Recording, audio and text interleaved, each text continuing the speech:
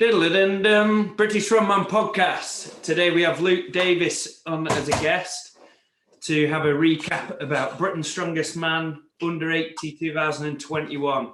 So Luke, how do you feel about how the weekend went? I thought they went brilliantly, mate. No complaints from my end, to be honest. All went off fairly well without any hitches, I think. Yeah, I'm well happy. I'm still buzzing from it, to be honest, mate. I have been on the last few days. I've been talking Ree's head off constantly about it. But yeah, loved it. Yeah, but so if you largely like the big picture, we had this vision of what we wanted to do. We were frustrated and saying there isn't opportunities for people. We have this idea. Let's go and do it. So yeah, we went and did it, didn't we? So would you be able to give us a bit rundown of the day and like how many like numbers, how many people, what the format was, and yeah. So for anyone who didn't follow it, the format was 4 events at Chaos, and then after those first 4 events, we cut it down to 10, and those 10 went up to Josh's gym in Lancaster. And then did the final 4 events. We had 28 competing in total, which I'm assuming is the most that's ever been in an under 80s comp in the UK, probably, isn't it? It's got to be. It's got to be. I feel like that's like a fair thing to say. We had a few dropouts of the week of the comp, but that always happens for every comp, so we were expecting that. Yeah, it was a good mix of top guys and relative beginners. I think a few people actually did it as their first comp, which I thought was awesome. Just jumping in at the deep end. Yeah, obviously after the first 4 events, when we dropped it up to 10, we rescored the first 4 events like they do at the official Strongman Games, where you take out all the guys that don't qualify, and then you rescore the first 4 events as if only the 10 finalists did it. The reason we did it that way was we wanted to make all 8 events worth the same. I'm not a fan of those finals where they reset them or whether they make them a different value. I feel like it devalues certain events. It makes certain events worth more points. I think that's fucking stupid. So yeah, that's why we do it that way. Yeah, great. So big thanks to Ben Joyce, who really helped with the. Well, he did all the scoring for us, so he just took the thinking out of it for us completely, didn't he? And it was great. Yeah, coming up to after each event and like reset, like just sorted everything. It just made it so stress free, didn't it? You also helped with the announcing when my voice was going, so that was helpful as well. Yeah, it was great. So what were your highlights of the day then? Let's talk about highlights from Chaos then. The first. Okay, highlights from Chaos. Obviously, got to start with the twins deadlift. Joe especially. I was really happy for Joe on the deadlift, just because I don't want to say that Tim has overshadowed him a little bit, but Tim has had the better placings at a few comps, at the BNSF Brits and the Weir Worlds. And I actually messaged the twins like the day before the comp and told Joe he had to pull his finger out. So obviously I wanted Tim to get it as well, don't get me wrong, but I was well happy for Joe. It was brilliant. It was a few other boys surprised me on the deadlift as well, to be honest. That Matthew Bolton, who I think it's fair to say none of us had ever heard of before, pulled 310 as an opener, like pretty comfortably, which was wild. I think we had 5 guys over 300 kilos, which is fucking crazy for an under 80s comp, in my opinion. It was a bit. Let me just add to that. Like the deadlift was amazing because like most people thought that the twins were going to go there and like have no challenges in terms of the deadlift, whereas actually having like Matthew Bolton there, who opened with 310, and kind of put the pressure on a little bit, didn't it? Oh, definitely. When they opened at 290, and there was someone else opened at 290. Yeah, there was Colin opened at 290 as well, didn't he? Yeah. So there were, it wasn't just a foregone conclusion, and it would have been nice to see Matthew go for 320 for a second attempt, because I think I think so. I think he would have got 320. But 326 was just a bridge too far. But there was like a moment there where we thought, oh shit, this guy that people haven't really heard as much of is gonna pull a world record. We haven't accounted for that. And then there was another thing that was entertaining. There was like Flash and Dean who were battling it out. Like they were playing tactically for points, weren't they? They were.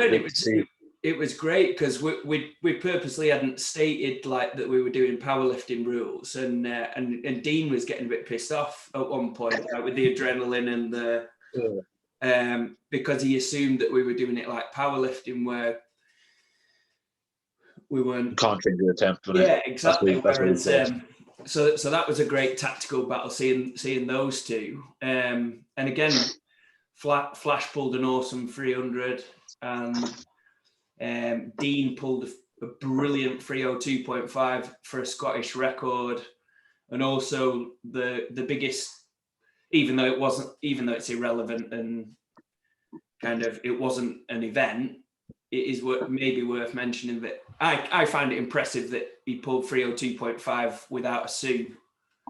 Obviously that it doesn't give him any extra points, but it was pretty bad. It doesn't in terms of the event, but in terms of an impressive feat of strength for weighed in at 80 kilos is, and as well for Dean as well, like probably one of his weaker lifts until recently. Definitely. The deadlift, he was. I think he ended up coming fourth on that, was it? Yeah, I thought it was fucking awesome. Big points for him. And again, like, credit to Flash and Dean pushing each other. I think they both went for 315, didn't they? Yeah. Whereas I'm confident that they both pulled 310. Yeah, agreed. So they were trying to one up each other. I think. Yeah, and then there was Lewis Blackwood as well, who he's pulled 300 before in the gym, and he did. He went for 302.5 and he didn't get it, but he pulled like an awesome 290, I think, didn't he?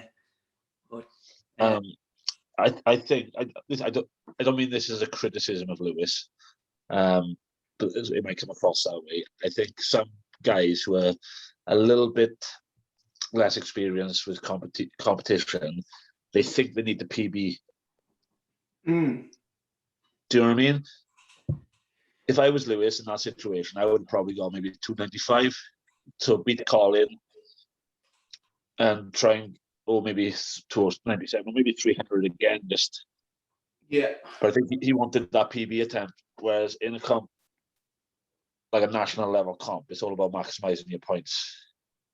The twins, Joe, going into it, probably thought, I think they can both pull like 350 plus this year, to be honest, at some point or early next year. Yeah. But they were happy to get the event win first and then worry about the record. Do you know what I mean? And even though obviously Lewis wasn't going for the event win, and it was a couple of other boys like that, they went for stuff on their third attempt, which I feel like was just. Yeah, which I'm not sure. I don't want to judge Lewis on that, because maybe he was maybe like he believed he could do 300 and he saw somebody else on 300 and he wanted to chip at getting the points on that, and he backed himself. So I don't want to criticize him for that. It's not as if he was miles away either. It was a pretty good attempt, to be fair. So you're probably right on that one, actually. But there was a few boys in the earlier flight, especially, I thought they went for stuff on their third, which they had no fucking chance at, really. But again, if they thought they couldn't qualify for the top 10, maybe they just wanted to have a bash. So I can't really fault that either, when you actually think about it that way. So yeah, I thought another guy who played that really well, played the tactics perfectly on the day, was Matt Warley. He finished ninth. I think he finished ninth overall. But like a great example on the deadlift was he's what's his PB? Is his PB 280 or 27? Oh no, his PB he's 275, and like we agreed that there's going to be quite a few people going for that 270 range, or even like 272 to hit that 600 pounds. And what did he go for his lifts? He went he did like the easiest opener out of everybody. 235. Yeah, did 235 and 255, and then he was going to put 270 in, and I said, "Go 275." I'm like, I know you can do it, and he did, and it was perfect. It was right on the money. He actually ended up beating quite a few boys in the second flight. Yeah, who opened a lot higher and they didn't get all their attempts in because he played it smart. He actually picked up pretty good points on that. Yeah, so that whole event was just absolutely brilliant, wasn't it? The watch, absolutely loved it, and like plenty of the guys who we don't know quite as much about, who were hitting some fucking awesome numbers. Like so many guys hitting over that 240 range, over like triple body weight in a comp on like we had calibrated setup, like just awesome. 14 boys opened above 3 times body weight. That's amazing. Which is fucking crazy. So yeah, deadlift was brilliant. Obviously, twins set both set the world record of 326, and then Joe hit 335. Still more to come from them, I think. With that, people have to remember as well that this was the twins' first time competing under 80. Yeah. So it is an adjustment period, but they seem to handle it obviously brilliantly. Yeah, and like credit to them as well. And I know like I'm biased because I'm their coach and I train with them and my mates and stuff. But like the competing this Sunday coming in BNSF North qualifier, same day weigh-in under 80. Yeah, like they both weighed in like a kilo under. Anyway, I think they were like 79.1, I think, something like that. So yeah, but credit to them in terms of the fact that, like, say, that's the way that they wanted to do it. They don't want to do a walk. They didn't want the stress of a walk cut or whatever. They've been cutting from 92 since January. What Tim sent me a picture of his weighing scales when he got home from the comp, and he was like 78.8 after the 8 events or whatever, which is, again, it's a bit like Dean with the kind of pulling raw kind of thing on the deadlift. Yeah. It's getting him no more points or no extra credit, but I do find it like really, really impressive, you know. Yeah, definitely. You know, like sometimes when you say like the relative to body weight kind of goals that they've hit in the comp, but they're actually a little bit over what they weighed in at. Yeah. I just find the fact that he loaded that 165 stone at the end at like 78 body weight at the end of a run is just fucking bonkers, isn't it? It is. Oh. Like, so what about so we talked about the deadlift event, which was magic, wasn't it? So second event was the yoke and sandbag medley. Yeah. Flash absolutely smashed that, as I expected, to be honest. Yeah.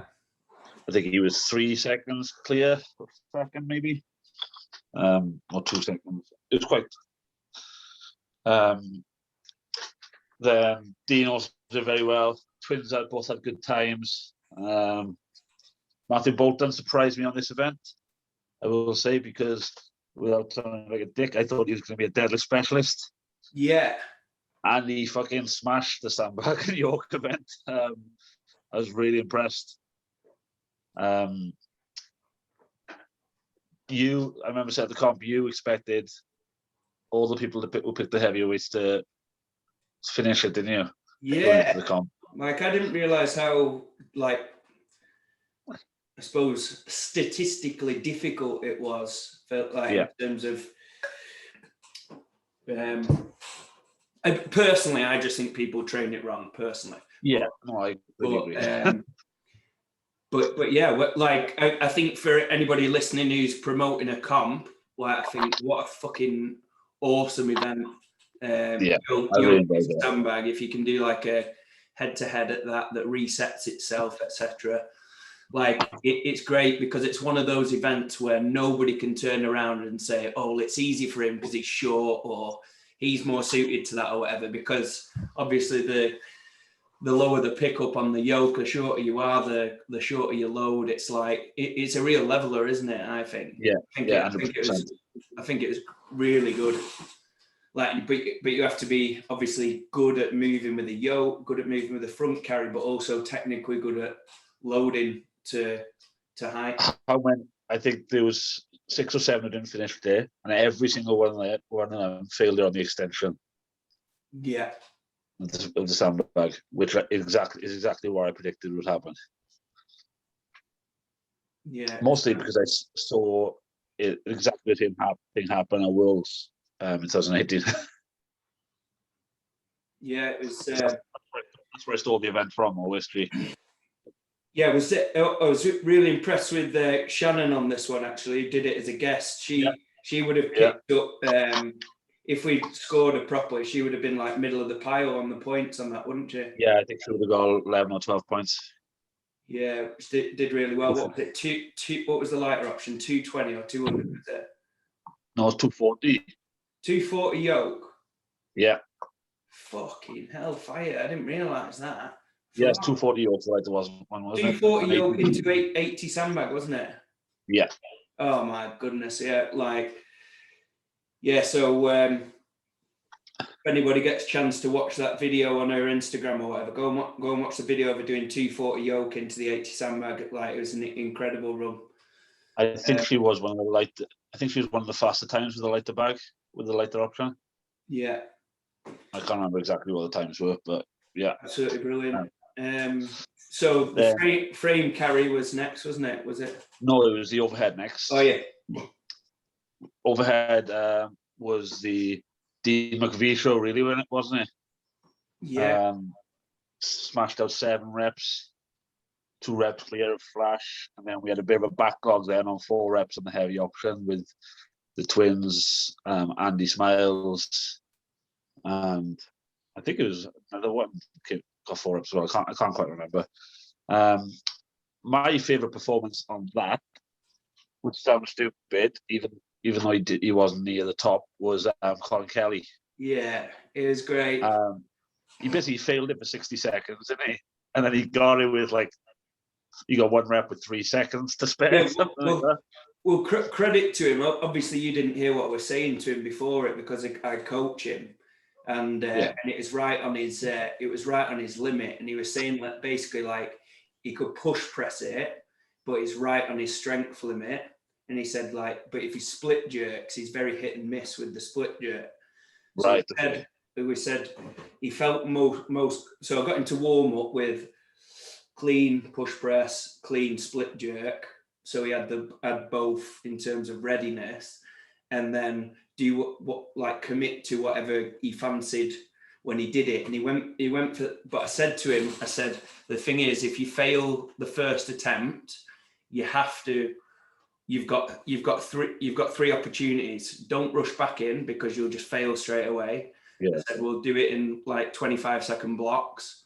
And I said if you fail the first one, the second one and third one have to be split jerks because you've got no chance of making the if you fail push press, you're probably not going to get it again. Yeah. And he said, right, okay, let's do it. And then he failed the first. He went for like a push press. He failed the second, and then and credit to him because I thought he was going to panic and like try and rush back in. He used all his time, like probably everybody in there thought he was going to fail, and he saved it to like the last 10-15 seconds. And I said, right, go on, then let's go split jerk, and he managed to get it, didn't he? And it was brilliant, and actually was the result. Like if he hadn't got that, he wouldn't have qualified to the final 4, would he? No, he would have dropped 20 points, I think, if he hadn't got that. So that 1 rep got into the final essentially. Yeah, which then in turn, in fact, we'll talk about that in a sec. But yeah, that was great. Another really good performance, which made a massive difference on the overhead, was Joe Dagwish, one of the twins. Yeah. He fumbled his he failed the first clean on the axle. Yeah, he did. He did. Which credit to him. Again, it's something that we train like most of the time. Like if we do if we're working out and we do make a mistake, where like a couple of years ago we'd have been like, oh no, I'm going to start again. Like we'll make each other finish the set and say, look, this is specific to comp. We fuck up, we still need to salvage something. And and I'll be honest, like I thought he might have fucked it completely, but he managed to grind out that fourth log, which obviously got massive points, which was absolutely incredible. So I think they got him and Tim got the same as like Andy Smiles, didn't they? Did they get 4? Yes, they all got 4. Which again just shows how much they've improved, because people see them as deadlifters and shit at pressing because of the long arms or whatever. Whereas actually they're showing they're getting really good at pressing now. Like Andy's a great presser, brilliant on the axle. Yeah, he's very, very good. Brilliant on the dumbbell, good on the log. I really liked this event because it was just testing a bit more than a standard overhead for reps. Do you know what I mean? Because it was testing two skills at the same time. We obviously had the transitions back and forth. We went a bit longer with the time limit, so the endurance had to be good. And yeah, I thought it was a really cool event. Yeah, it was great. And then another impressive set from Shannon. I was well impressed that she did 80 for 5. That was another good one to watch, which would have got some decent points if it counted. Lewis again, he went with a lighter option, but he got 9 reps. And I thought he was going to snap my log at one point, which I was very sad about, but it was fine. So yeah, it was very chaotic, is what I'd call his fucking overhead. Yeah, set kind of like him all day, really. Yeah, he's a talent though, isn't he? He's impressive. Yeah, very much so. To be honest, he is in my opinion, he's one of those guys that would benefit. So, like, I might be speaking out of turn here because he might have a coach, but he looks like he could do with a coach, doesn't he? Yeah, I agree. Looks like he'd really benefit from somebody, more like steering all that passion into just to calm him down a bit, I think. Yeah. Does that make sense? Yeah, definitely. You can be super hyped. Yeah. But you have to channel it in the right way. Kind of like Dean is a perfect example. Yeah. He's crazy hyped, but he's focused as well, and he knows exactly what he's going to do. Whereas I feel like Lewis was a bit all over the place, if that's fair to say. Yeah. I don't really mean it as a criticism, because I loved how passionate he was. I just feel like a little bit more focus, and he could do some real damage next year. Yeah, I suppose like look at him in terms of like physically, he's like strong, explosive, fast. Even like technically really good. Like his positioning on his deadlift, his positioning on his pressing and stuff. But I suppose just getting him working at those right levels in those right zones to improve the consistency would. Yeah, agreed. I suppose that you look at him and there's no holes in his game at all. Like physically, if you look at everything, his explosive on the throws, his grip was really good on the grip event. He's explosive at moving, good at overhead, exceptional deadlift. He was the first person to lap the 165 stone as well, wasn't he? Yeah, absolutely brilliant. So excited to see him in the future.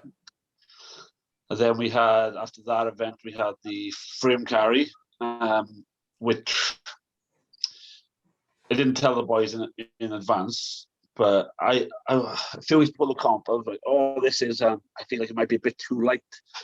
and it might be a bit of a drag race. And then I tested out the handles, and I realized how fucking horrible they were. And I was like, no, I will be all right. This is going to catch some people out. Obviously, Dean and the twins and Matthew Bolton, actually, they all fucked off with it. Yeah, super fast. Yeah, Dean was great, wasn't he? What did he, like 6.4 seconds or something? Yeah, something like that. Something stupid. Take me that long to fucking pick it up. After seeing your 180 deadlift yesterday, you don't even know if you would pick it up. Fucking hell. Then we had, and then I knew the grip would catch a few people out. Unfortunately, it cost Owen a place in the final. Owen Lockwood, who I thought was very impressive yesterday. Very good, wasn't it? He finished 12th, was it? 12th. 12th. He was 10th. He was 10th going into the frame carry. Right. Unfortunately, his grip just gave up on him. He just about finished, I think, didn't he? But it cost him too many points. He dropped out of the top 10. So another little highlight for me on the frame carry was, I don't know if you remember Matt Warley doing it, and he'd got like about a third of the way, dropped it. It had about 3 or 4 pickups, and then on the spot he changed to hook grip, and then he hooked it and managed to finish it off. And if he hadn't changed the hook grip, he wouldn't have finished it, and he probably wouldn't have qualified for the top 10. No, I don't. I think he would have dropped out as well. Yeah. So again, like that was the thing that I was particularly impressed with him over the course of the day, in terms of like, you just watch his temperament, all day, just so calm, collected, composed, believed in himself. There was no doubt. He was always going to do as good as he like showcase as good as he was. Do you know what I mean? You know, like some people, they'll do a comp and they'll be like, oh, I underperformed, or oh, I let myself down. Like, you could tell by his temperament that he's never going to do that. He's always going to do as good as he is, which I think is a massive, massive skill. I'll tell you who else impressed me on that event was Matthew Nice. So as he was getting up to the frame, because he was after Owen and a few others because he'd done better on the overhead. Yeah. And I said to him, if you finish this at the drop, you'll qualify for the final. And he wasn't particularly fast, and you could see he was right on the limit for him in terms of grip. Yeah. But he gripped it out, he finished, and he said to me after, like, thanks for saying that to me, because I inspired. I mean, I pushed him on to Britain out, and that got him the final place. Yeah, Luke, he's another one that I'm like really, really impressed with in terms of attitude. Like, you can tell, like, from you saying that to him, you can tell that, you know, like a lot of people get into the, like, I suppose they want to compete in strongman, but just because they're like really strong. But you get them into that competitive kind of like place or situation or a comp, and they don't really set the world on fire. Whereas you get other people who were pretty good, pretty talented, pretty strong or whatever, but you get them in that game situation, they just come alive. And like he's one of those, like when he's got like little goals and stuff, he's like so hungry for it, and you can see him. Like really competitive. Like I coach him as well, and he just missed out on the online qualifier, and then for OS3. Just dropped it, but he was like super all into that, like really bumped up his raw deadlift. He bumped, like, his overhead went up in the phase that we were training for that, and then this came up, and we were saying, oh, we've got an OSG qualifying spot, and he's just been so focused for this, like on all the equipment that he's has access to and stuff. Like, he's improved drastically, even so much as like, say for instance, like, I don't know if you remember, but it was like split jerking the log, and he was like,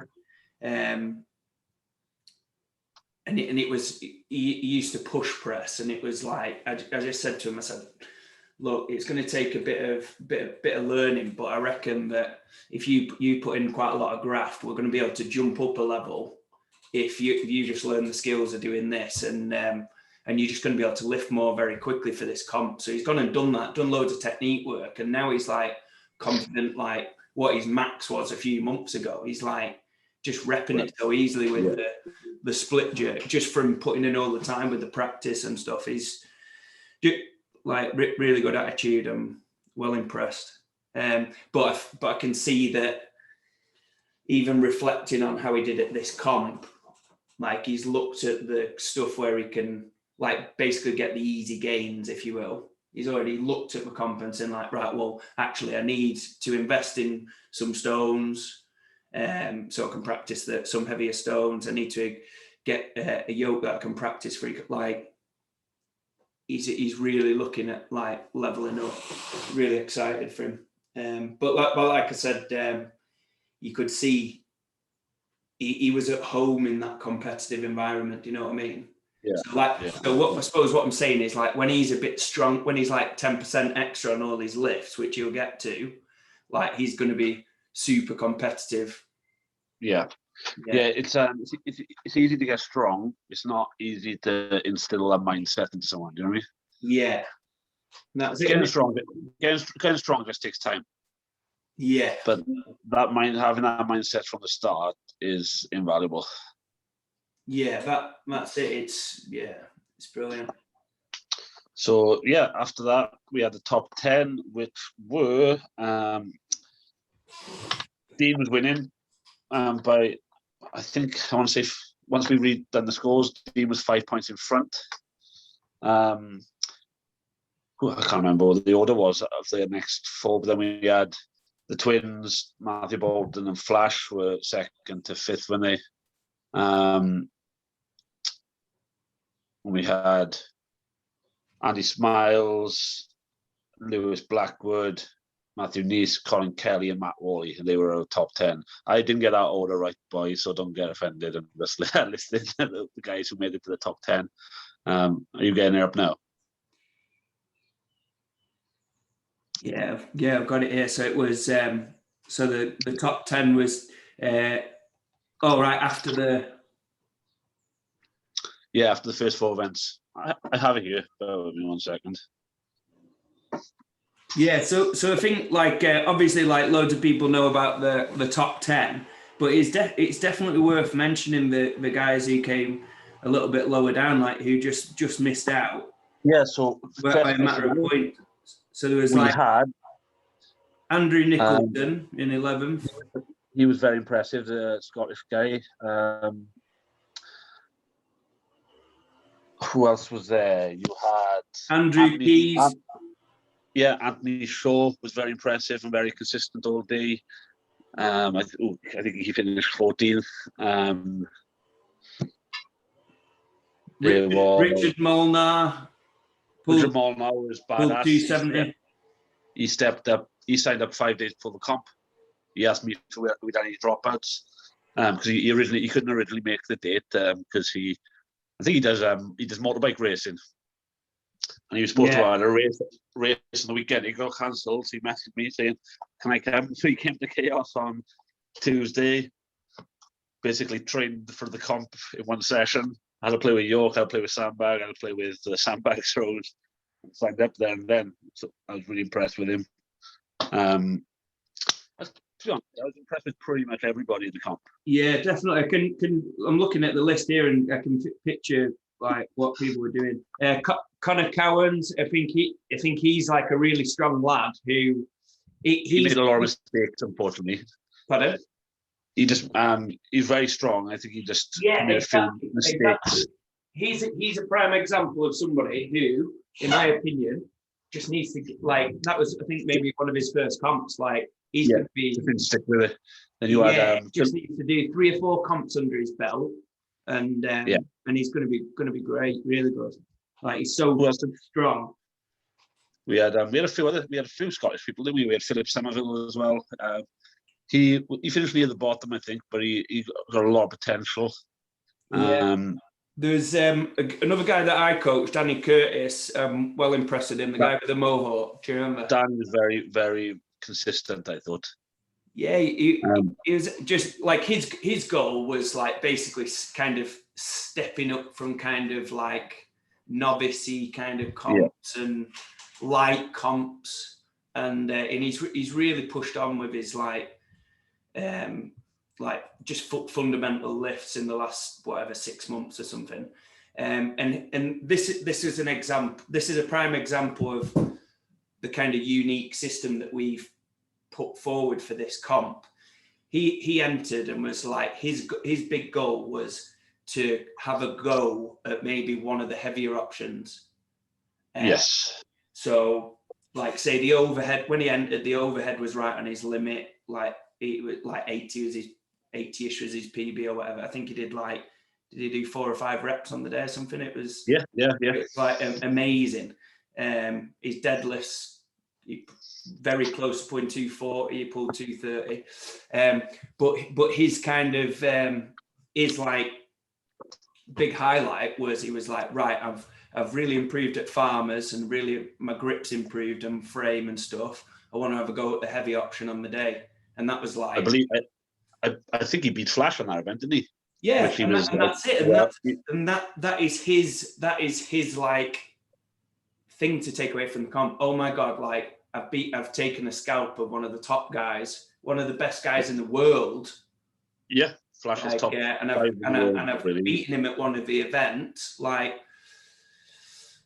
and this is what all these guys that finished like say 11th to 28th place can do. You can study. You should all be studying that data and thinking, right, shit, how close was I to so and so? What's my best event? Right, that. How close was I, say, to so and so on that? What do I need to do to close the gap on that? Oh my God, I'm actually not that far away from so and so on this. So keep doing that like I'm doing, and I'll close. Like you can work out how you're going to chip away at points and improve next year.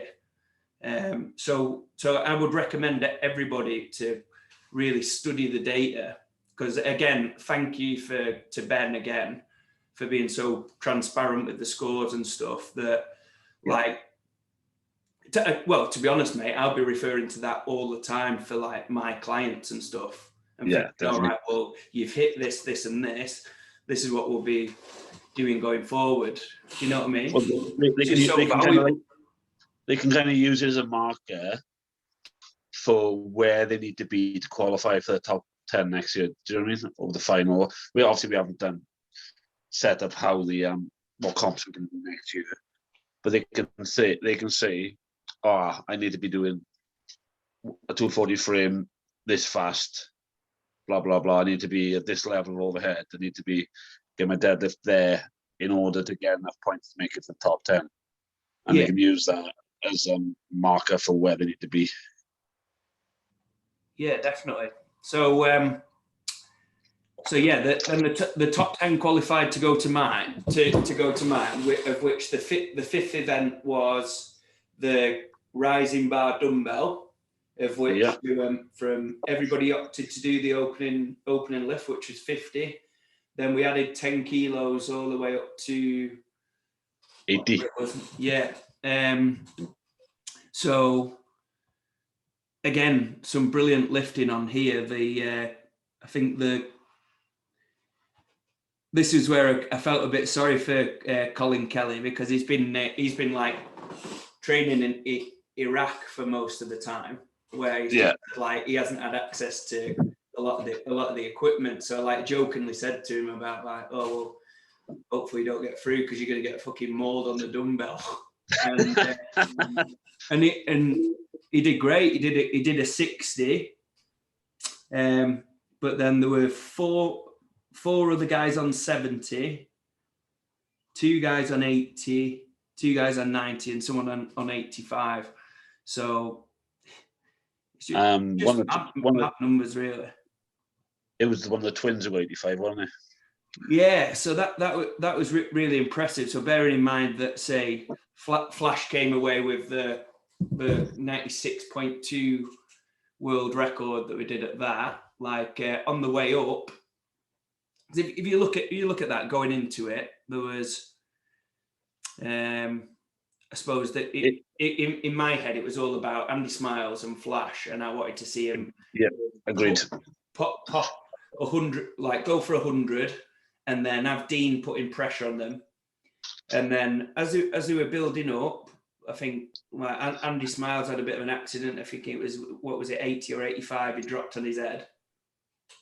I can't remember which one. Yeah, it was either 80 or 85 that he dropped on his head, and I thought and then he looked like he was KO'd, and then it was like the Undertaker, wasn't it? He got up, and then he said, "Right, get back in," and then he nearly made it. I was a bit gutted that knocked him out, because I feel like if he'd have caught his line right, he'd have been good for 90 plus or whatever. But anyway, that's sport. So credit to Flash, because he, to be honest, I've trained dumbbell with him a few times, and he's fucking absolutely awesome.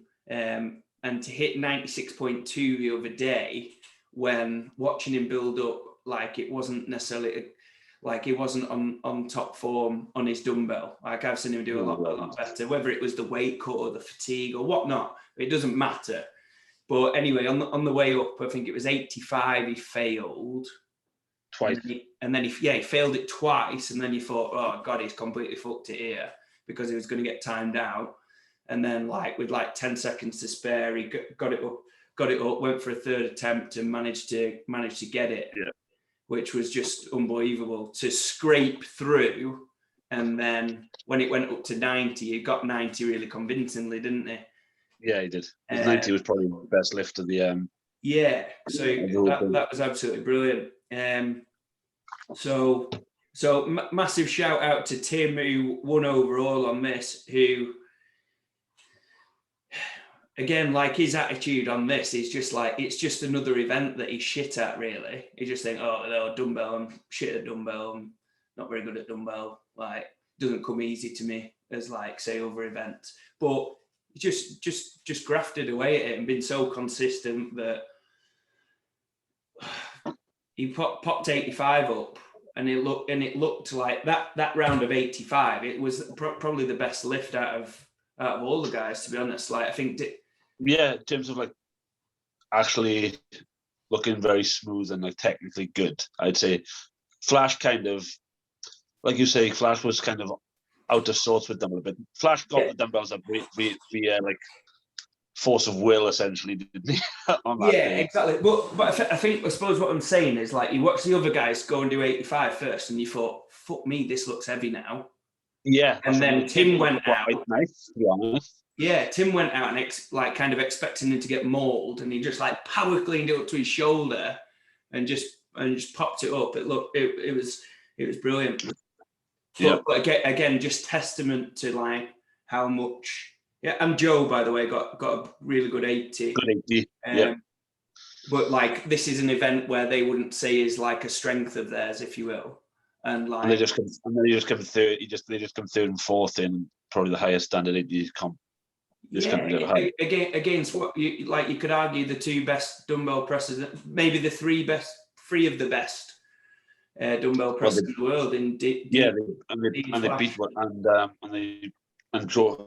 Tim beat one of them. Like Andy has put up 100 kilos in training. Yeah. And on the day, Tim beat him. So. Yeah. So credit to those guys. And again, like Matt Warley, for instance, hit a 70 kilo PB, and it's just brilliant, because it was good, really good point. And again, the other Matt, like he just looked like he just needs to practice. Yeah, it doesn't look like he was near his strength limit, if you will. Looks like 3 or 4 more sessions on that, and he'll pop 80 up. Which again, Matthew Bolton. He just looked fucking strong as fuck, didn't he? His rack position was just shit. Let's be honest. Yeah. And I don't mean that in like, again, I'm not being negative, but you could see he was he had the dumbbell in the rack position, and he just couldn't hold it in the right place, and that's just because he hasn't practiced it. Yeah, it's a bit like watching you do dumbbell, Lou. Oh, he's better than me. But everybody's better. My dog is better than I am. But yeah, you could see it was like a bit of a kind of strict press, wasn't it? And you could think, oh, fucking hell, he's got no chance here. And then he just like strict press 70 up, and it's just like, oh my God, he's so strong. Yeah. He would benefit from watching the, if you listen to this, go and watch the YouTube video posted up on British Strongman Coaching the other day, where we broke down the rack position and the dip, and it's just so simple, and it's helped loads of people. I generally think if Matthew Bolton made some technical improvements, he could win this. He could win this comp next year. I don't feel like that's an exaggeration. Like in terms of pure brute strength. Yeah, definitely. He was a freaking animal. Yeah. And also as well, like not just the freakish brute strength, but sometimes what a lot of people find harder to coach and develop in athletes is like just the true raw speed and athleticism. Yeah. Which he has. Seeing him fly with that frame carry and the yoke was just like, look, loads of people that you get loads of people with like a big deadlift or big press or whatever, but when people are slow at moving events, it's hard to it can be because to do what you need to do to improve, it's actually quite hard to get the athletes buy-in to do all the stuff that's actually going to get them faster and more points. Do you know what I mean? Yeah. Whereas kind of just doing a strength program to get the deadlift and the press up, like everybody buys into that because it's like what they enjoy doing almost. Do you know what I mean? So yeah, I think as a talent, I think is like absolutely amazing. And then what was the next event then? So the next event was the sandbag. It was sandbag throw. So the next event was the sandbag throw. So that was the twins event, wasn't it? Both did pretty flawless runs. I think they were 18 seconds for Tim and 19 for Joe. Was it? Yeah, 18 for Tim, 19 for Joe. Yeah. And then third in that event. Third place was Andy Smiles with 32.43. Yeah, he was just nice, and he took his time, didn't he? And just made sure he got them all over.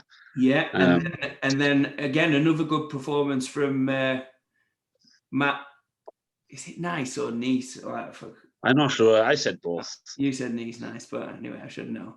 But again, massive points on this for Matt. He came fourth on this by completing all the 6 bags. Oh, did he? I didn't know he did so well on that event. That's good to know. Again, sneaking in there with solid points. Matthew Bolton looked like he'd never thrown a bag in his life, which I don't think he had. I asked him after the comp how much he'd practiced, and he said he'd never done it before. Yeah, which to be fair, like it's not even a criticism really, because like a lot of it's about provisions and having access to it, and like they're expensive. No, I was impressed that he got 5 over. Yeah. Like, for example, I'll use the twins as an example. How terrible were they at bag throwing when they started doing bag throwing? Well, just look at my Instagram story, and you can see him struggle, like getting mauled by 14 kilos. So the fact that Matt Bolton did he get 5 over? I think, or was it 4? Yeah. I think he got 5. So the fact that he got 5 over with absolutely zero bag training is shows what a talent is. This was where Flash and Dean started to drop a few points. Flash was actually on course with his speed for the first 5 to win that event. I believe he did the first 5 in 14 seconds. Yeah. And then he just couldn't get the 6 over, unfortunately. It just wasn't happening on the day, which, well, it happens every now and then, doesn't it? Yeah, definitely. But again, this is a prime example of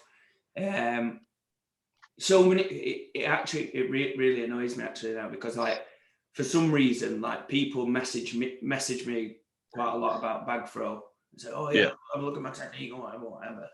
And like I just recognize, I did a comp last year, just under a year ago. And like, I went to it and I thought it was all right. And I just came stone cold last. I think it was like 9th out of 9 or 10th out of 10, 8th out of 8 for whatever.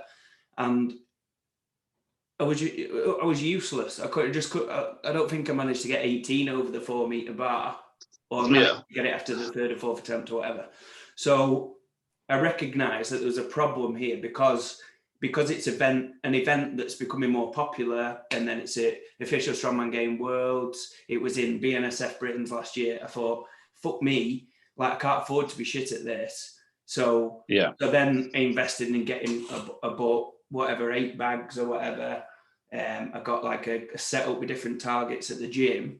And then I said to the twins who didn't enjoy training it because they were shit at it, I said, look, you need to train this because it's going to come at comps next year. We're going to start doing it because I'm shit at it. I've just come last and you two are fucking useless. Like, I think at the time I was getting like 14 over 4 meters and 16 inconsistently. They couldn't. They were really struggling with the 14 bag, and they looked horrendous doing it. So I just said, look, we're going to lay it out, and we've programmed it, and we've studied a few cues and stuff, and we just drilled it. And you watch that run that they both did, and that's like people will. It's the kind of thing that somebody just started to follow us, like, would look at that and just think, oh yeah, well, some people are naturally, it suits people who are more athletic, or they're explosive, or they're technically good at that. Like, it's not. It's just, what did Tim say? He'd done like 92 sessions in the last 6 months or something like that. And I suppose my point is, like, it's proof that you can get good at anything. And you can improve at anything, and it's a trainable thing. A lot of people use that excuse that you're either good at bag throwing or you're not. You're either good at throwing or you're not, and it's bollocks. Oh, complete bollocks, honestly. Like Joe in particular, he looked ill when he was doing it. I'll use myself as an example, man. So you came down to the afternoon about 6 weeks ago. Yeah. And I wasn't even close to the 25 kilo bag, was I? No. You give me a few tips. You give me a few drills to do. I did them probably not 4 times a week like Tim, but I was doing it 3 times a week for like 3 or 4 weeks, and I'm getting the 25 kilo over consistently now. I finished I think I tried the run tonight for the Welsh when you were down, and I missed the like fucking 4th bag, and I finished the run at your place when I came up on Thursday. And again, I class myself as like a poor thrower, naturally, and that wasn't through that much time. That was only a 3 or 4 week period, and I probably improved by 5 kilos consistently. Yeah, well, that's it. It's just trainable, just like anything else, and it's worth doing if for whatever reason it's coming up in comps, like.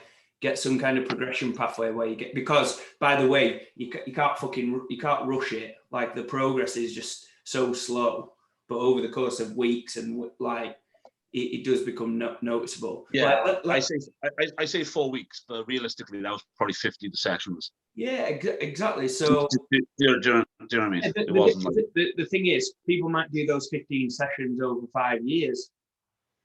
Yeah, well, I probably did, mate. I probably trained bags throws more for these last 6 weeks than I have in my 10-year fucking strongman life. Yeah, like, so that's how much I've improved it personally, right? I did that Hulls last year, and it was 14, 16, 18, 20, 22. I got the 14, 16, failed 18, failed 18. Failed 18. I think I managed to get the 18 over 4 meters on the 4th attempt, and then I'm nowhere near on the 20. And then I think, what did I do the other day? I did a 10 bag run the other day. I did the first 8 over 4 meters, and then the last two over 3.6. I did 15, 16, 17, 18, 19, 20, 21, 22 over 4 meters, and then 23 and 24 over the 3.6.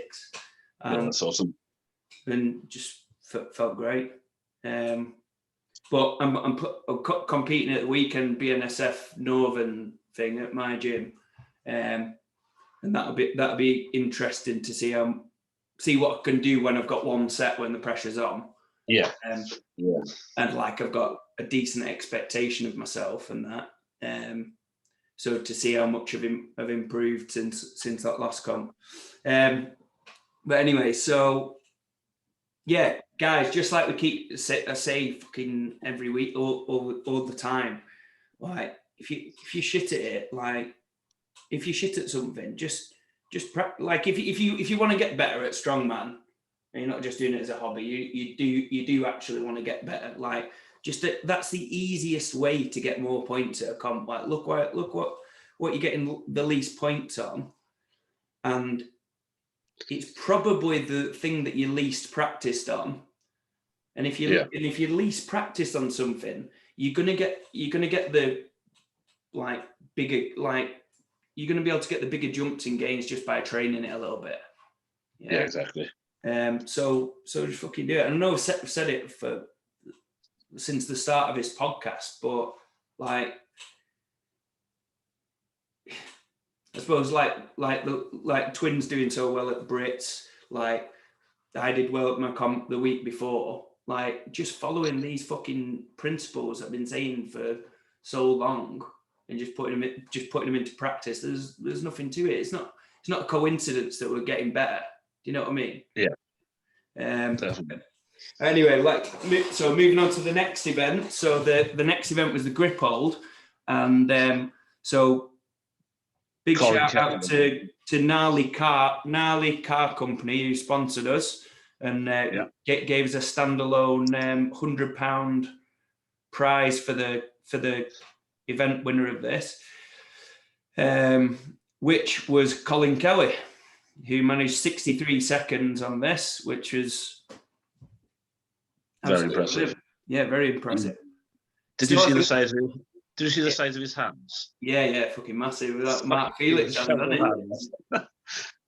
So not quite enough for the world record. The world record's 67 seconds by me when I was testing last week. So anybody who fancies a challenge and wants to come and beat 67 seconds, you're more than welcome to.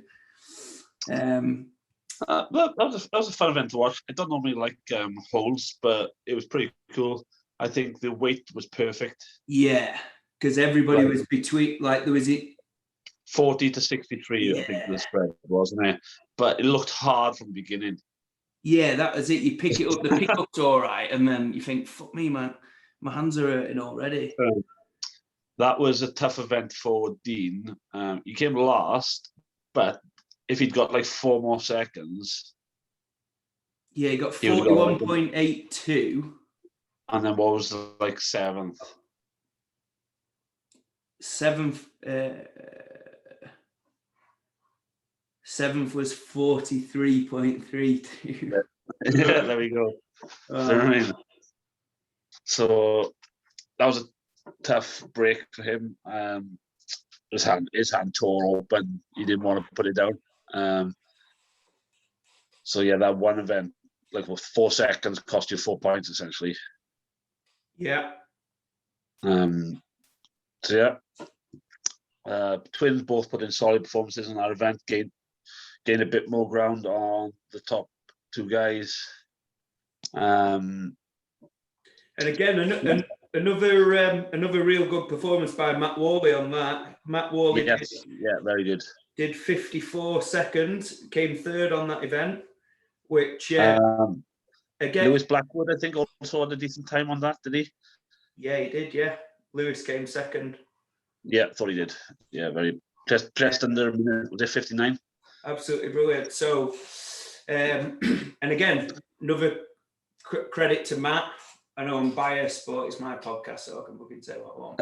But like, so Matt Worley, I suppose one of the last comps that we did together, actually. I think it was like Cheshire's Strongest Man, maybe 6 or 7 months ago or something.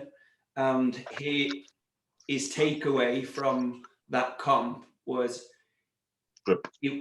Grip. His grip was poor. It was 110 farmers, and expected to finish it. It was all right, and he couldn't finish it because his grip wasn't good enough. Whereas, like, I think he competed the same class as maybe me and Jake Entwistle, who were really fast with the 110, and then Matt couldn't finish it, and I was like perplexed. And I said, right, Matt, I said, we need to work grip. I said, it's a massive hole in your armor now. And he's like, yep, I'll do whatever you say. So then we've done farmers, frame. He's doing 2 seconds, mate. Landline's running. I didn't know I had one. It's all right. I'll keep running on this flow. So yeah,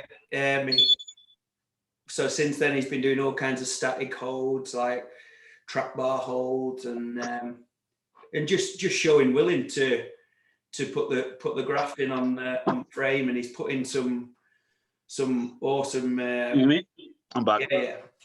And he's put some awesome frame performances in training. I think he's done a 260 frame for 10 meters or whatever. But basically, he's just been willing to work that kind of weakness, if you will. And then he's come away and finished second at a national comp against some awesome guys.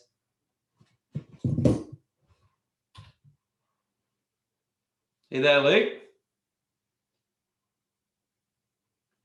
Oh, Luke's dead. Luke's gone. So, and then we moved on to the final. So the final was, let's see if we can get Luke back in.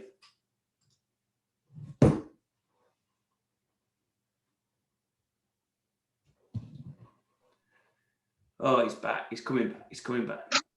Sorry, mate. It's all right, don't worry. So moving on to the final. It was. Yep. I couldn't believe it when Ben handed us the scores. It was absolutely ridiculous, and he just said, "So after the grip hold, Joe was in the lead with 52 points, and then Tim and Dean were second and third with 51.5 points. So basically, out of the three of them, whoever won stones would win the whole comp. And theoretically, I know it's unlikely, but Flash could have won if the other three guys were like zeroed and he'd won the event. So to have it that close going to the final was just bonkers, like just crazy. Yeah, it was mad. So yeah, the shout out to a couple of people who did great. I think again Matt Warley did a really good 3. Had a good go. Broke the 165 off the floor. Lewis Blackwood did a really good 3. Lapped the 165. Then knocked his own tooth out when he dropped it. His tooth when he dropped the stone. Unbelievable. And then he did goal, basically. I mean, and to credit to him, he was just like so positive afterwards, and massively. Just cracked on. So every credit to him. And loads of people look really solid on those first 3 stones, like 100, 120, 140. It looked really, really good. And then quite a few people broke the 165 off the floor, which in itself is a great feat of strength, especially after 7 events. Well, seven events, and I put this up, we kind of came up with the world record idea after we'd announced Stone Run. Yeah, really. Yeah, we did. And we're doing 2 other max events. We didn't really want to put it as a max event, just for the So we said, you know what? Well, we'll have that there as a dangling carrot almost. We're going to have the world record stone there. And I didn't expect, I'll be honest, I didn't expect anybody to hit it. I knew they could fresh with training, but I didn't expect anybody to hit it at the end of the 7 event comp. So it was wild. Dean was up first, wasn't he? Out of the top three. Yeah. Unfortunately, he failed the 140, and I believe he had a slight hamstring tear at the same time, didn't he? Yeah. So at that point, we knew that one of the twins was going to win the title, really, didn't we? Because there's no chance they went loaded in 3 unless something disastrously wrong, disastrous happened. So Tim was up first. He basically, I don't know if you heard him, but he basically just told everybody that he was loading all 4 right before he went out. Did he? Yeah. Yeah. Wow. And that's why he just took his time, didn't he? He took his time for the first one, took his time for the second one, took his time for the third. His first 3, don't worry, it was still a good time for the first 3 because his loads were fucking easy. But he was composed, he retakied. And the one, let's be honest, that 165 was a fucking piece of piss, that extension. The lap was a bit difficult. You had to fight for it to get past his knee. But unbelievable. It looked like that if that exact stone, like the size of that stone was like 170, 172, I reckon he'd have had a fucking good go at it, Yeah, I agree. The lap, the extension especially. Yeah. Yeah, it was nuts. That was probably the most impressive thing in the comp, in my opinion. And there was a lot of impressive things, but that stone run was number 1 for me. Yeah, and to do it like you say, well, to be honest, we don't need to fucking justify it and make it sound better. It was just like, it's just mind blowing, really.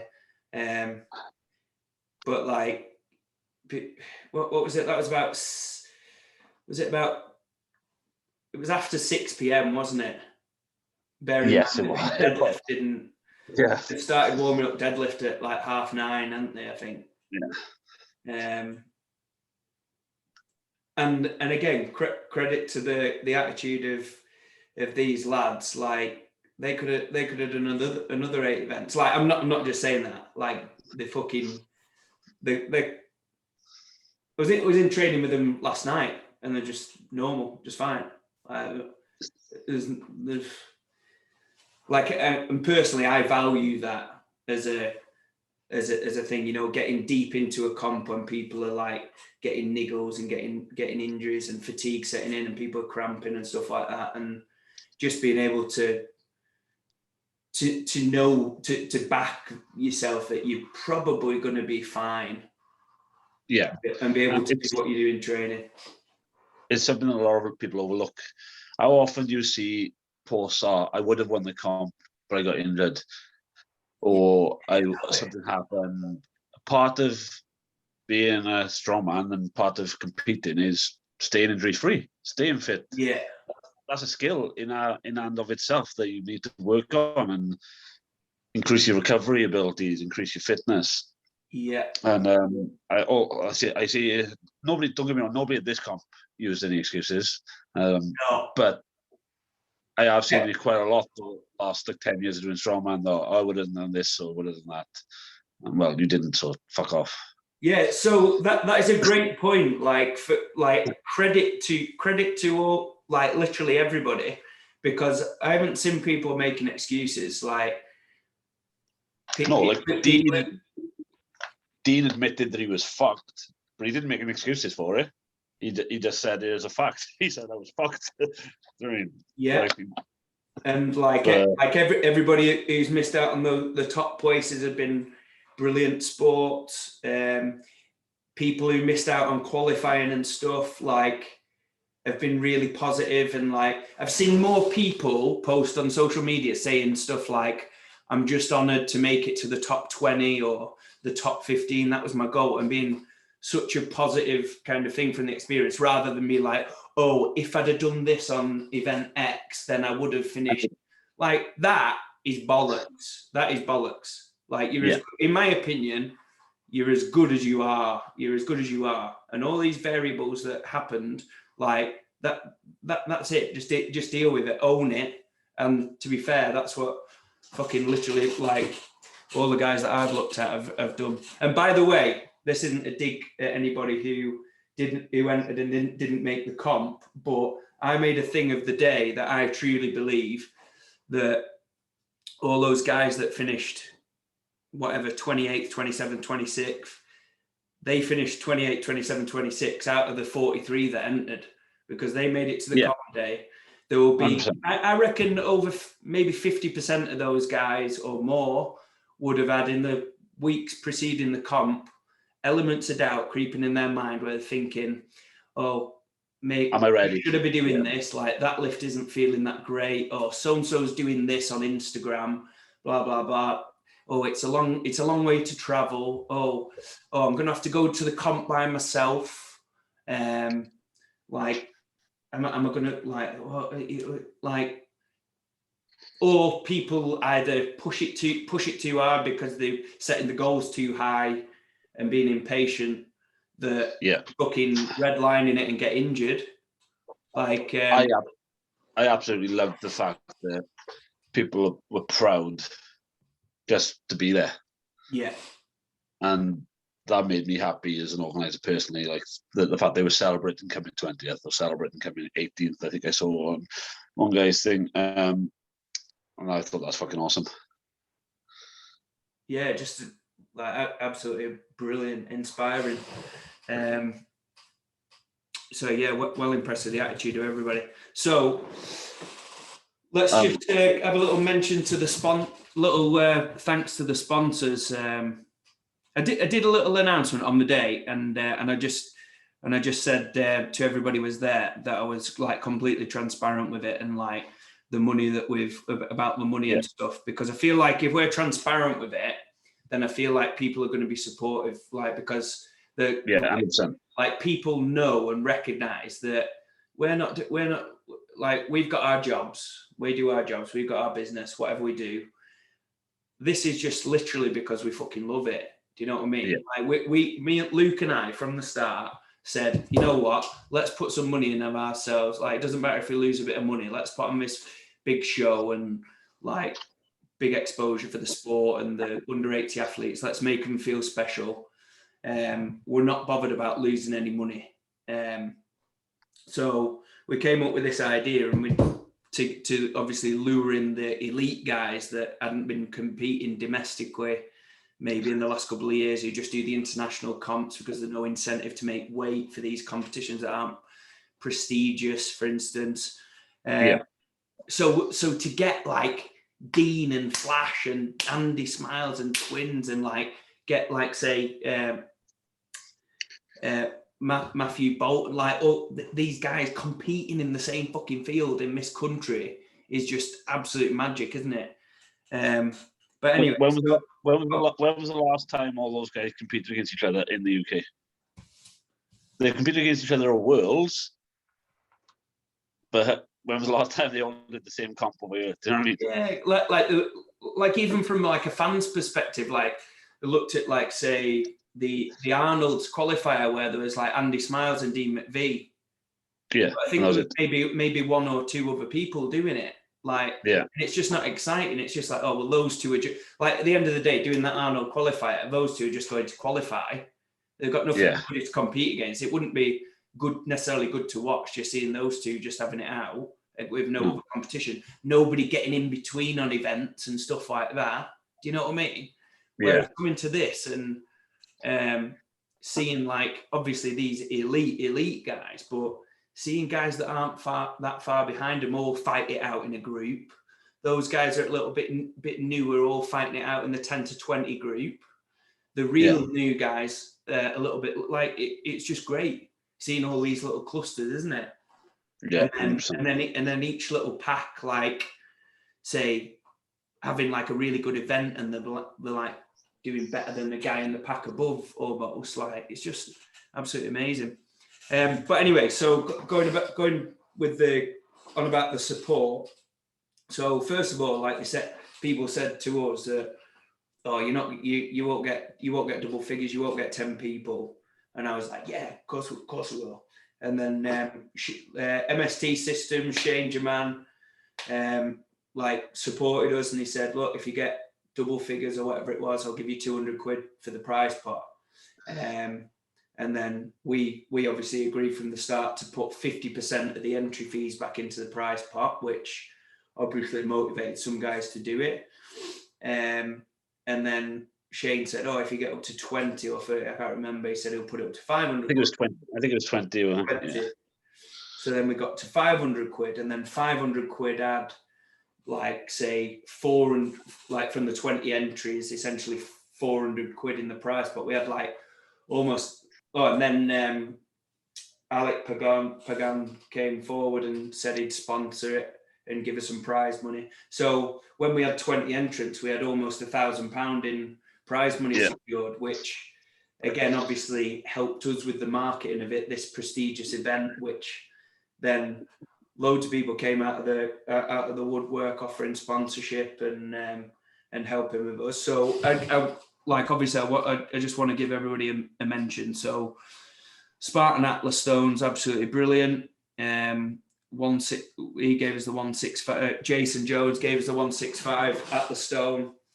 I even offered to pay delivery, and he said, "No, don't worry about it." He said, "Support the event, the 165 stone."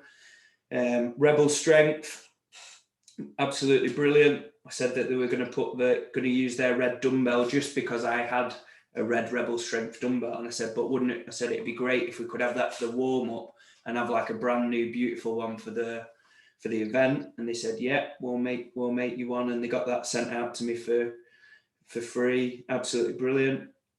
Strength Shop. You tell us what Strength Shop have done, Luke.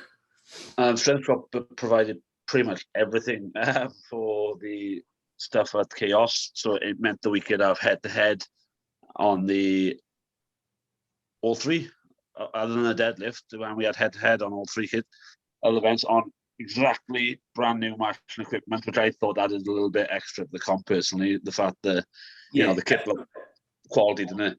Yeah. So yeah, big shout out to the Strength Shop for sending those out. Yeah. It was the log, axle, farmers, and yoke. I already had the sandbags, so. And by the way, like I think the kit is great. The Strength Shop kit is great. The new range, the new range. The yoke looks. I haven't used it, but the yoke looks really good. The logs are nice, aren't they?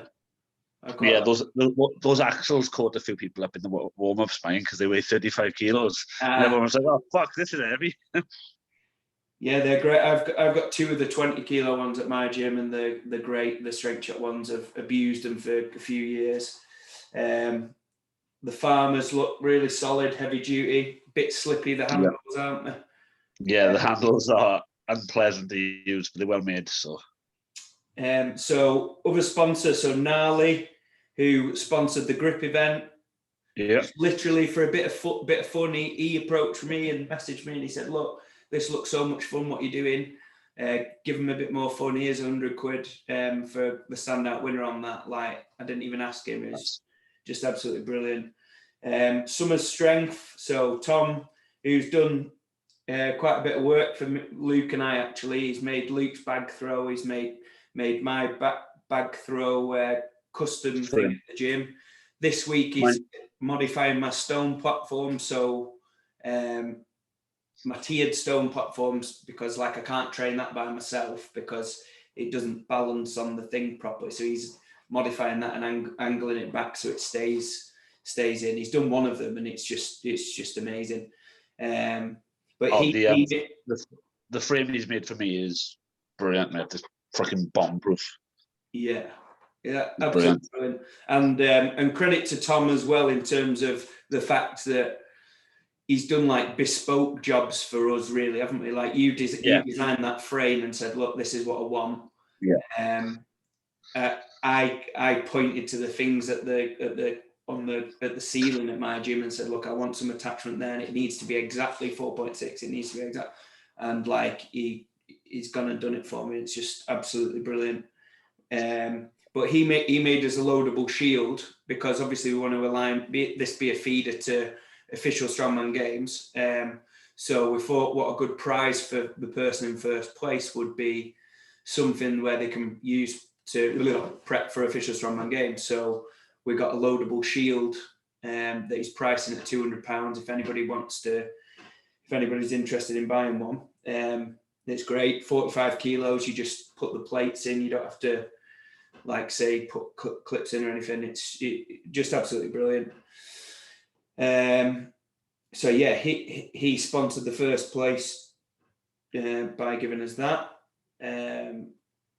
Massive shout out to a guy called John Leach, who made the trophies for us. That are, again, another thing that we didn't have to buy. And he makes like quite a lot of like secondhand, like basically upcycling like strongman equipment. He's made like some logs out of telegraph poles. He made that log for Elsie that I've got, Luke. It's like 6 kilos. It's absolutely beautiful. So give him a follow and look at the stuff that he's doing. Silverback have been absolutely fantastic. Like as like a promoter of a strongman show, that's the kind of thing that for every entry you're accounting for. Their entry fee, whatever you're charging, you've always got to be accounting for, say, the trophies that's going to come off your profits, and then t-shirts that can range from whatever £5 to £8 a t-shirt and stuff. So Silverback have come forward and supported us with that, printed all the t-shirts for us for free. So we did basically oh yeah, and then what we did out of the prize pot as well, because we said the Alec Pagan from RP11 said that he'd put up $50 or £50 for every record that came up, and we said, yeah, you know what, we'll match that out of the event profit. So we got £100 per record, which obviously the dumbbell record fell, the deadlift record fell, and the at the stone record fell. So in terms of expenditure of the competition, because of the unbelievable support of everybody, I think I spent £36 or £35.90, I think it was. I bought 2 banners for that you may have seen on the stone platform at my gym, and I bought one for Luke's gym as well. And the other £6 was on the plaques for the trophies. So literally everything else has been covered by people helping us and basically sharing our vision and just thinking, fucking hell, like if we all chip in and just give a little bit that doesn't cost any of us individually that much, we can create this kind of like mega show, really. Yeah, include the Lord, isn't that? Like we have probably 10, 15 people helping us throughout the day for free. Oh yeah, just absolutely unbelievable. People willing to. So I won't even go through some load of the helpers, because the thing is with the helpers, like all the guys that obviously I know very closely at my side, they're all like, it's crazy. They're all so fucking selfless. Like they're not bothered about a shout out on this or like being tagged on Instagram or anything. They're doing it because they fucking they love it, and they kind of just supportive of what we're like. Just absolutely brilliant having people like that on your team. Just absolutely amazing. So another little announcement that I thought I'd leave till now, because I'm going to share this and get some clickbait on Instagram. So so I've been speaking to Lynn Morehouse, who's the one more thing. So thanks to Joe Schofield for coming from Official Strongman and providing coverage of the day. So if you go on Official Strongman, he's already shared some of the stuff. He shared the twins deadlift on Official Strongman, but he's got a load of content that he's going to be putting together, and I'm not entirely sure how he's going to be distributing it, but there's going to be some awesome media coverage from the event. And one of the first, so again, sponsorship from Official Strongman in terms of they're giving up for the first prize, so to Tim, a spot on their website for like, I'm not entirely sure, but like an athlete profile or just basically some coverage. So they're going to come and film Tim training, probably get Joe while he's there because they'll be training together, and seeing as he has the deadlift world record, I think we're going to do a deadlift session maybe. Go on. I just want to one more sponsor shout out from Conor from CN Sport, who literally the night 2 days before the comp said, "Can I bump up the prize money for second and third?" And he posted out goodie bags, which didn't come in time for the comp, but I'm sending them out today. So thank you, CN Sport. Thanks to Conor for that, because like I think the prize pot was like without the bonuses for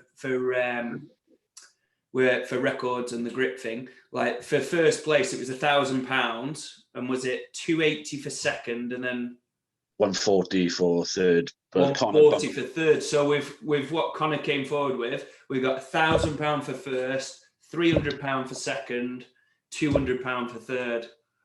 So what's that in total? £200, 1,500 quid.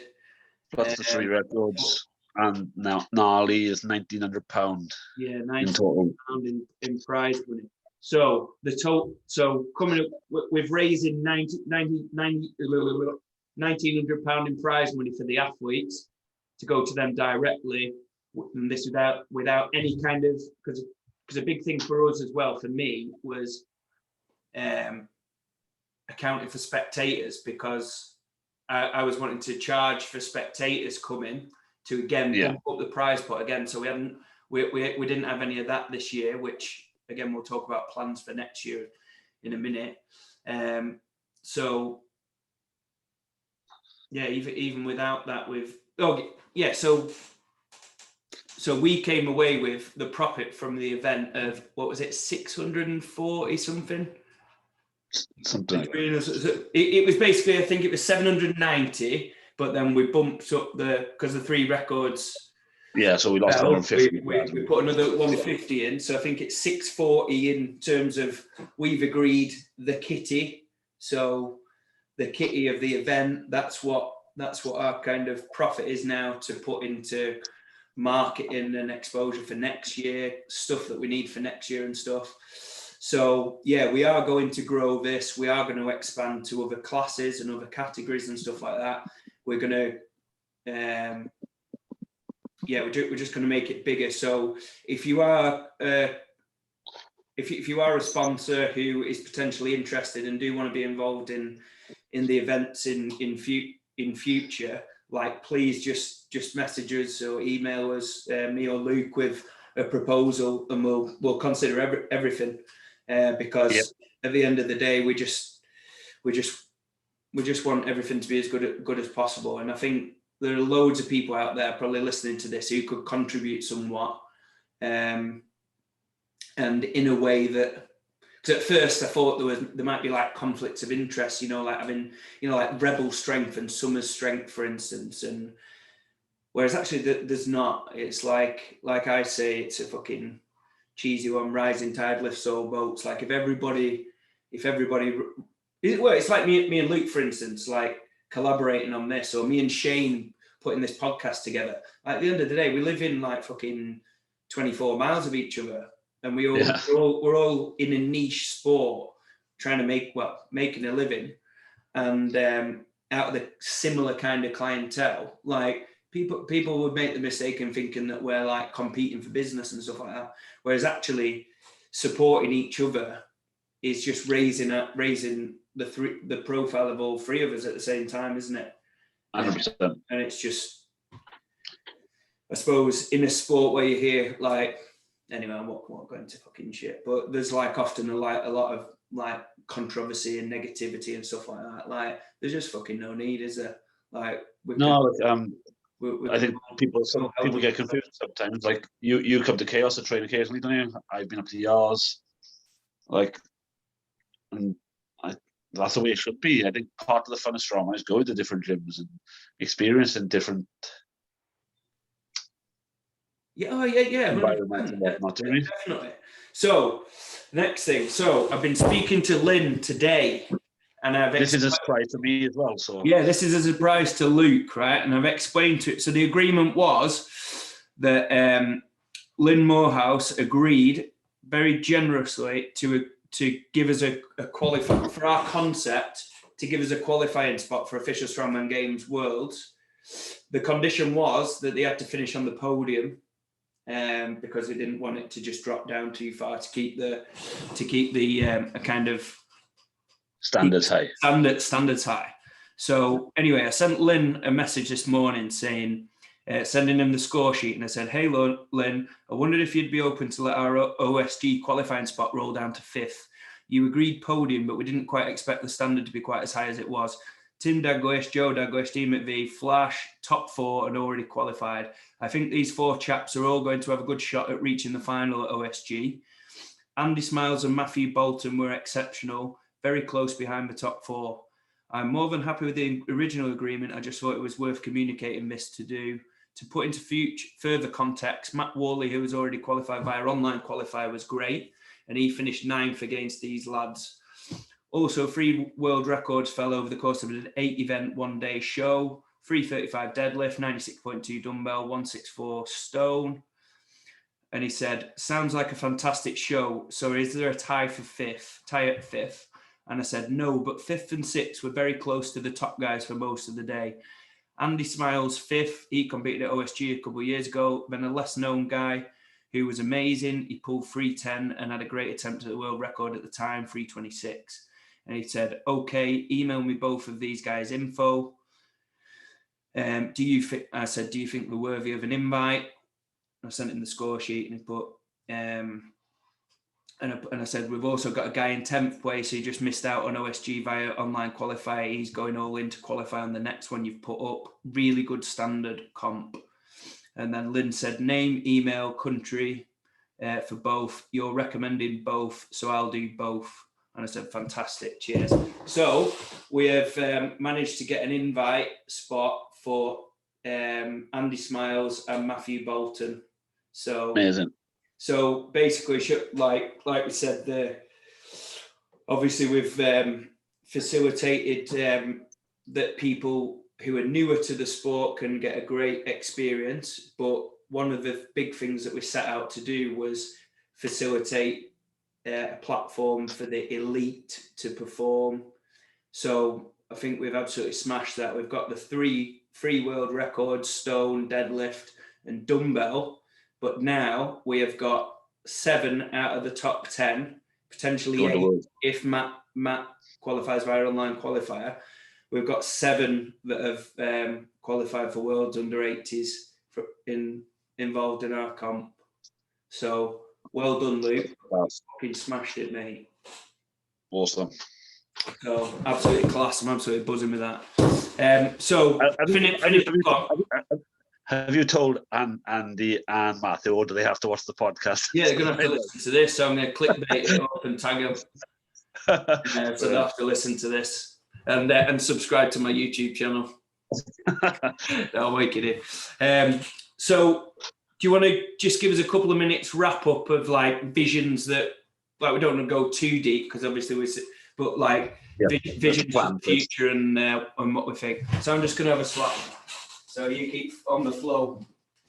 Yeah, so me and Josh had a bit of a chat after the comp on Saturday.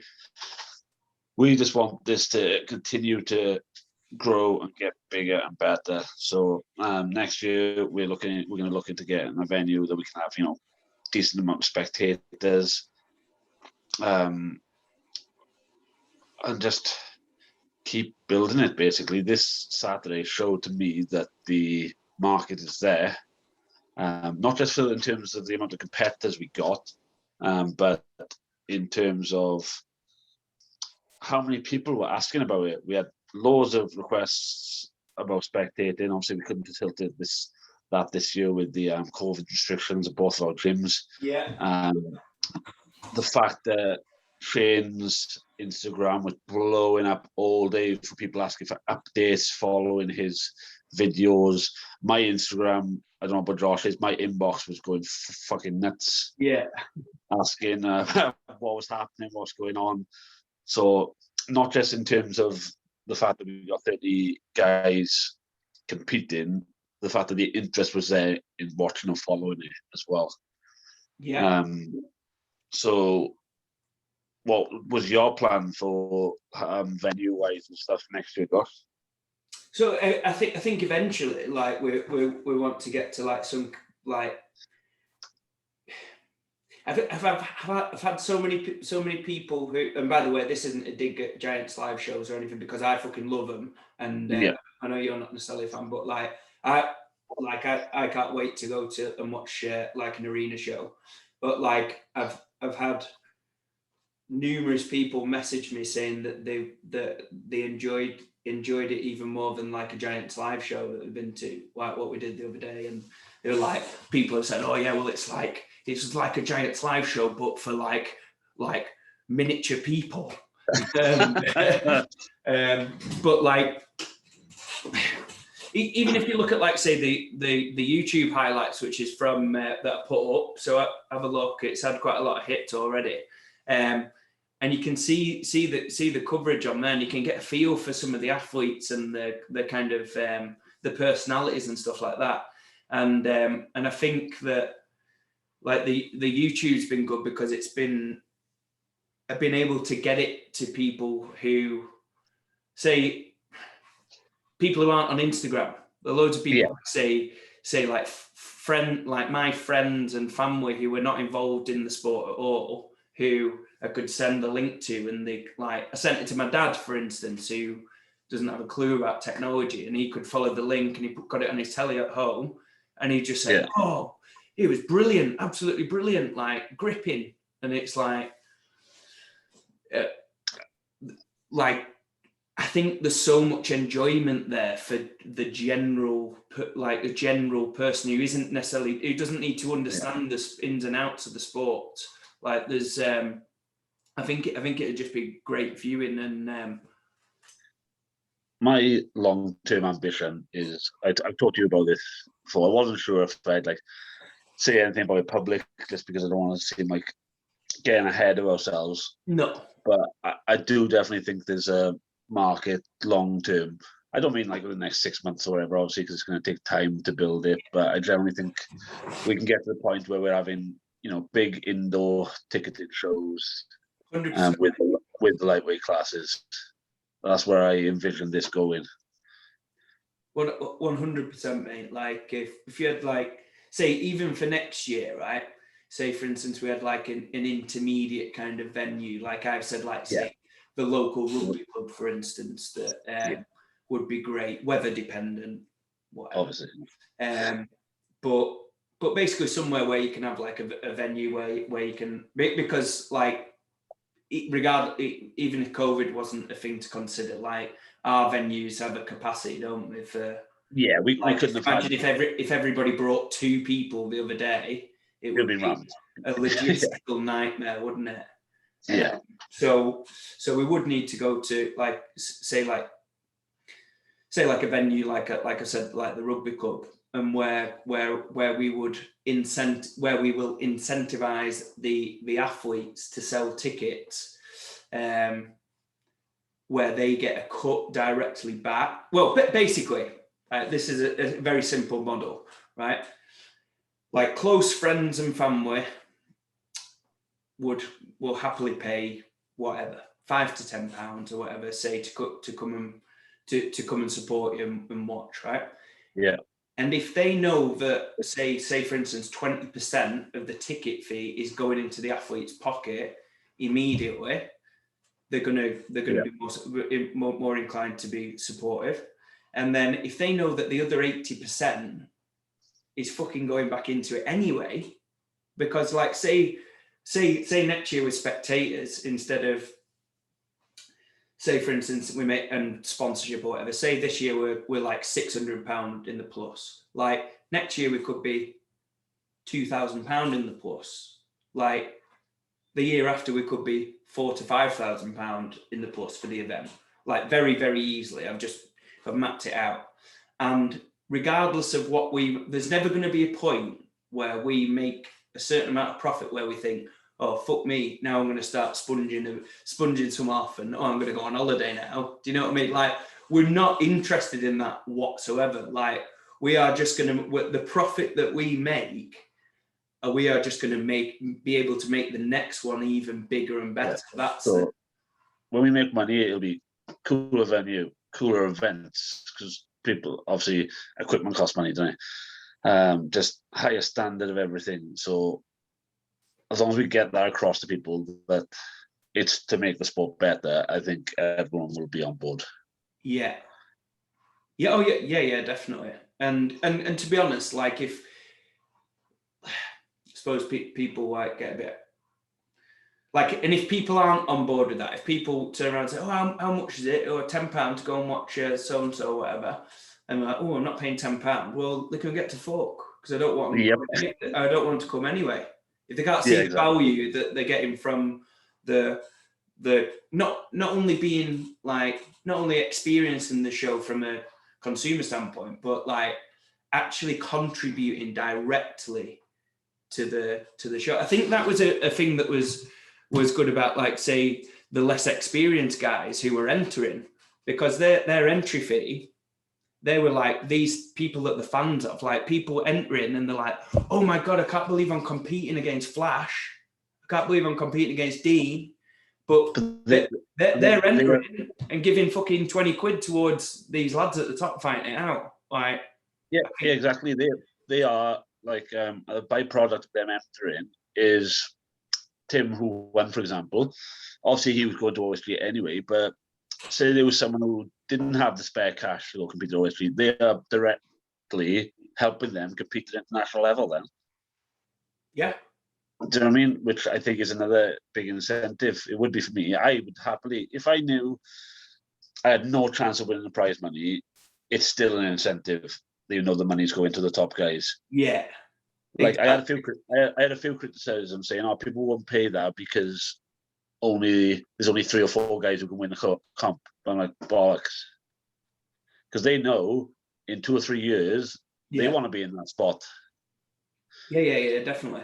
And then there'll be a new group of guys coming through who will be paying for them to earn money. And but that's it. I think people are like resistant to it when they think, oh, like, you hear it quite a lot with like some other shows and other sports and stuff, and they just think, oh God, that's a bit expensive. We're just lining their pockets. Whereas I think people can see with us with this project, because at the end of the day, it's only a part-time. It just doesn't matter to us, the financial side, does it? There's no kind of like, we're not bothered if we up or down. That's why we have fucking jobs.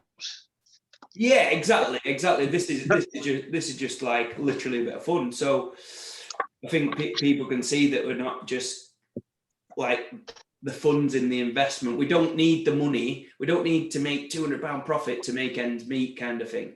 Do you know what I mean? Yeah. Like, so we can take risks. We can take risks. That's a big thing. And we can say, you know what, fuck it. Like, we've come up with this idea that's never been done before. You know, like, say, the two venue thing. Yeah. It's brilliant, wasn't it? It's a long day, but fuck me. It was a long day, but I thought it worked really well. Yeah. It made the final feel like a final. I feel like if it was in the same place, yeah, it wouldn't have had the same feeling. Does that make sense? Yeah. No. I feel like if we just said, "Oh, we're going to do the next 4 events of Chaos now. Can 15 of you leave?" or whatever, it wouldn't have been the same. It felt like a final at your place. Yeah. Cool. Have you got anything to add to wrap up? I think we covered pretty much everything, didn't we? Yeah, we have. We've covered quite a lot. Fuck me. Oh, I had a few people asking if dude, I don't know if you saw me. I had a comment on Instagram saying, "Oh, when are you going to take over the other classes?" Which I thought was funny. I personally love to do comps in 90 kilo class and the 64 women and the 82, and we are going to have a chat about that at some point as well, aren't we? So just keep your eyes peeled for that, I'll say.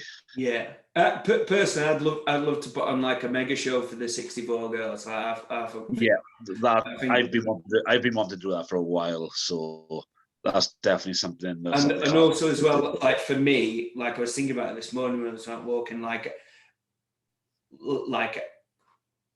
I definitely want to do one for masters, probably masters women, because I think that's another example, like the under 80 category.